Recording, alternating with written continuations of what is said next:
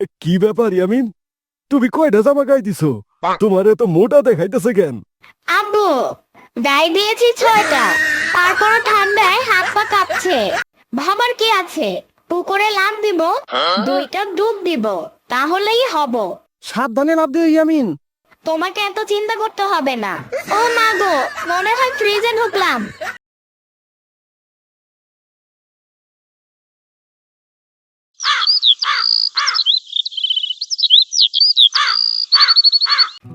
আচ্ছা মামা, এত কনকনা ঠান্ডা কেন? মানুষ কিভাবে বাঁচবো? আমি তো আর বেশি দিন মনে হয় বাঁচবো না। কি বলো ইয়ামিন, এই শীতে ভয় পাইতেছো? আর রাশিয়ার শীত যদি বাংলাদেশে আসে তাহলে তো ঘর থেকে বাইরে হইবা না। কেন মামা, ওই দেশে কেমন শীত? ইয়ামিন, ওই দেশে বৃষ্টির মতো তুষার পড়ে। কি বলো, এত শীত? আল্লাহ, রাশিয়ার শীত যেন বাংলাদেশে না আসে। ইয়ামিন, তোমারে আরেকটা কথা বলা হয় নাই। কি কথা মামা? রাশিয়ায় যদি গরম পানি উপরে মারো, ওই পানি পড়তে পড়তে বরফ হয়ে যাইবো। মামা, তাড়াতাড়ি করে চলো, বাড়িতে যাই। তোমার কথা শুনে আমার হাত পা ঠান্ডা হয়ে আসতেছে। ঠিক আছে চলো। আচ্ছা ইয়ামিন, ওই চলো গরম গরম চা খাই। চা খাইলে শরীর গরম হইব। না মামা, চলো বাড়িতে যাই। আমার অনেক ঠান্ডা লাগতেছে, মনে হইতেছে শীত পুরা শরীরে কাঁপাকাঁপি করতেছে। ইয়ামিন, তাইলে যে সকালে উঠে খেজুরের রস নিয়ে আসলাম, রস কি খাইবা না? খেজুরের রস তো মামা আরো ঠান্ডা, খাইলে তো শরীর বরফ হয়ে যাইব। এই সকালবেলা পাঠাইলাম ফয়সাল আর ইয়ামিনরে রস আনতে, এখনো আসার সময় হলো না। কি যে করি কিছুই বুঝতেছি না। কি ব্যাপার আপু, এখনো তো ফয়সাল আসলো না? পিঠা কখন বানাবা? আমার তো মন মানতেছে না। আমি খেজুরের রস দিয়ে পিঠা খাবো, কি মজা। কি শালিকা, পিঠা খাওয়া শেষ?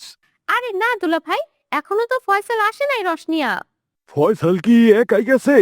ইয়ামিন রে তো দেখতাছি না। ইয়ামিন আর ফয়সাল গেছে। ইয়ামিনে না এমনি ঠান্ডা লাগছে, তারে আবার পাঠাইছো?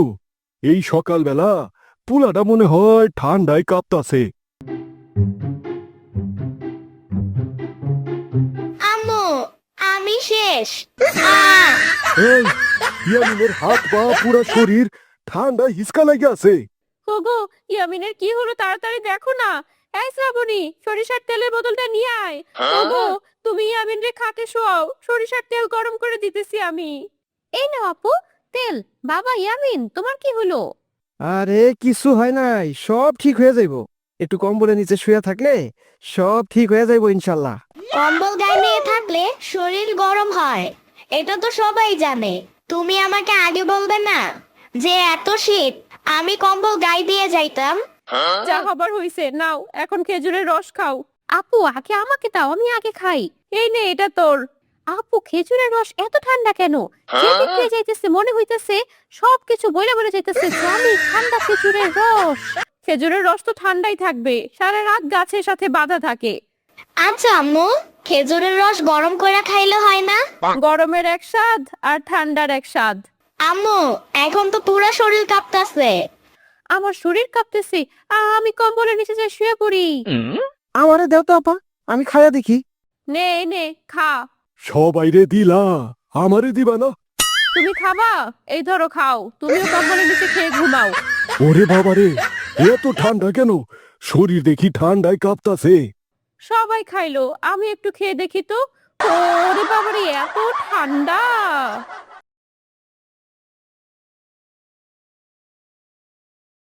2 দিন ধরে যে এত কুয়াশা পড়েছে, গোসলই করতে পারছি না। এই শরীরের কাপড় তো খুলি না আজ 3 দিন ধরে। কি বলিস? আমি তো প্রতিদিন গোসল করি, আমার তো কোনো ঠান্ডা লাগে না। ইয়ামিন, তুই কি ঠান্ডা পানি দিয়ে গোসল করিস নাকি গরম পানি দিয়ে? আরে বেটা, আমি তো পুকুরে গোসল করি, আর তুই তো জানিস পুকুরের পানি কত ঠান্ডা। ইয়ামিন, ওইখানে কি করস? তোর জন্য পানি গরম করে রাখছি, তাড়াতাড়ি আয়, পানি পরে ঠান্ডা হয়ে যাবে। কে রে ইয়ামিন, তুই না পুকুরে গোসল করিস? তোর আন্টি যে বলতাছে গরম পানি করে রাখছে। আরে বন্ধু, গরম পানি ওই পুকুরে দিয়ে তারপর গোসল করি। কার পুকুরে দিয়ে গোসল করিস? কেন রে, আমার পুকুরে? তোর পুকুর কোনটা? কে? আমার যে বালতি আছে ওইটাতে গরম পানি দিয়ে গোসল করি। তোর কথা শুনে আমার হাত পা কাঁপতাছে। থাক, আমি বাড়িতে চলে গেলাম। কি ব্যাপার ইয়ামিন, তুমি কয়টা জামা গায়ে দিছো?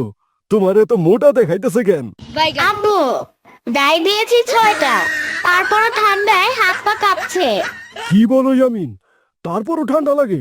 আব্বু, তুমি একটা শীতের এসি কিনে আনো, আর শীতে ভালো লাগে না। কি বলো ইয়ামিন, শীতে কি তোমার মাথা নষ্ট হয়ে গেছে নাকি শীতের কোনো এসি আছে? আছে আম্মু, পুরা রুম গরম থাকবে। এটার নাম মনে পড়তেছে না। ইয়ামিন, ওইটার নাম এয়ার কন্ডিশন। ঠিক আছে ইয়ামিন, কিনে আনবো। আচ্ছা আম্মু, বনের বাঘ ও শিয়াল পশু পাখিদের কি ঠান্ডা লাগে না? আমরা তো এত পোশাক পরেও তো শরীর ঠান্ডা লাগে।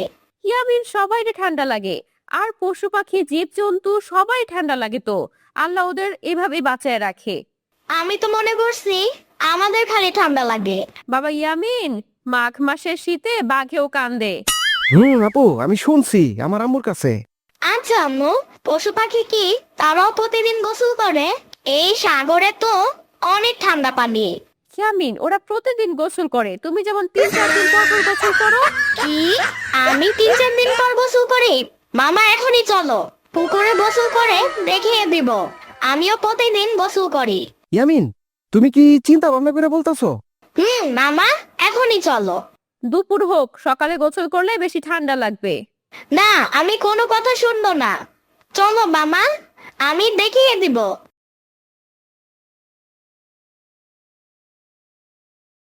ইয়ামিন, এখনো সময় আছে, ভেবে বলো। ভাবার কি আছে? পুকুরে লাফ দিব, 2টা ডুব দিব, তাহলেই হব। সাবধানে লাফ দিও ইয়ামিন। তোমাকে এত চিন্তা করতে হবে না। ও মা গো, মনে হয় ফ্রিজে ঢুকলাম। কিরে ফয়সাল, ইয়ামিন তো উঠতেছে না। মনে হয় ডুব দিয়ে আছে। তুই নাম, দেখ তাড়াতাড়ি করে নাম। ঠিক আছে। ও মা, ইয়ামিন তো শীতে হিসকে লাগছে, তাড়াতাড়ি করে আগুন ধরায় দাও। এই ফয়সাল, এই মাছ চাঙ্গির ভিতরে শোয়া, নিচে আগুন ধরিয়ে দেয়, তারপর ঠিক হয়ে যাবে। দে দে। ঠিক আছে, ধরো, আমি হাত পা ঘুষা দিতেছি। কি ব্যাপার? আমি এখানে কেন মামা? হ্যাঁ, দাম দেখাইতে গিয়েছে, মরতে ধরছিল। আমি আর শীতের সাথে বাহাদুরি দেখাবো না। ঠিক আছে, চল বাড়িতে যাই। চলো। এই যে বন্ধুরা, তোমরা কেউ এই ভুল করো না। শীতের দিনে শীত তো লাগবেই, হ্যাঁ, কিন্তু তোমরা পুকুরে ঝাঁপ দিয়ে হিচকে লাইগো না।